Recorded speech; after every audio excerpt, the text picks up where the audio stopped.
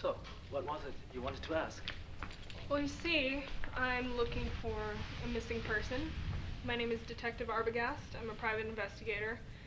And I've been trying to trace a girl who's been missing from Phoenix for about a week. It's a private matter. The family wants to forgive her.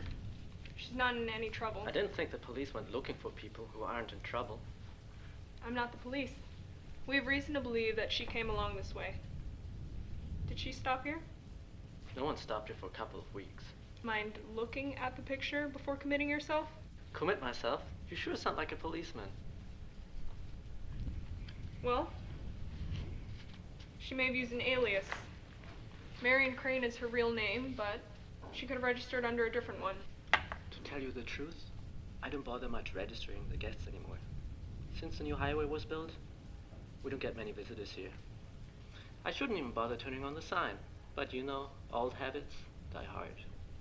And a couple last week said, if the thing hadn't been on, they would have thought this was an old deserted. You see, that's exactly my point.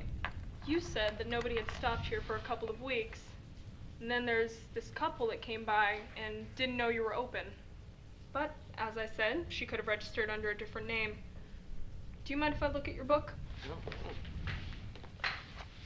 Thank you. Alright, I'll get the dates somewhere. See, there's nobody. I have a sample of her handwriting.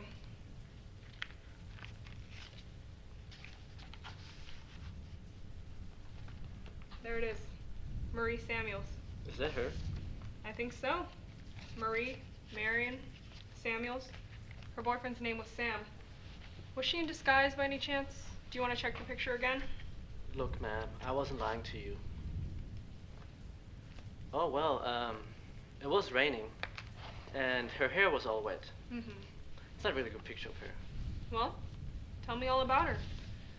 Well, she arrived one late night, and she went straight to sleep and left early in the morning. How early? Very early.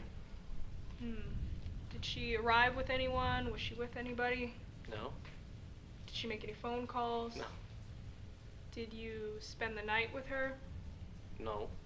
Then how would you know she didn't make any phone calls? Well, she said she was very tired and that she had to go to sleep because she had a very long drive ahead of her in the morning. Mm-hmm. You know, I think I have one of those faces you can't help believing. Is anyone home? No. I think I just saw someone in the upstairs window. Oh, that? That must have been my mother. She's invalid. It's practically like living home alone. Well, if this Marion girl were here, you wouldn't be hiding her, would you? No. Not even if she paid you well? No. Let's just say she wanted you to gallantly protect her.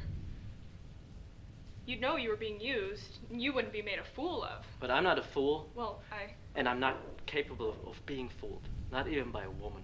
This isn't a slur on your manhood. Let's put it this way. She might have fooled me, but she did not fool my mother. So your mother met her. Could I speak to her? So I told you she's confined. But yes, I know, but just for a few minutes. She might have picked up on a hint you missed out on. You know, old women are usually pretty sharp. Miss Arbogast, I think I've talked to you all I want to. It'd be much better if you left now. All right.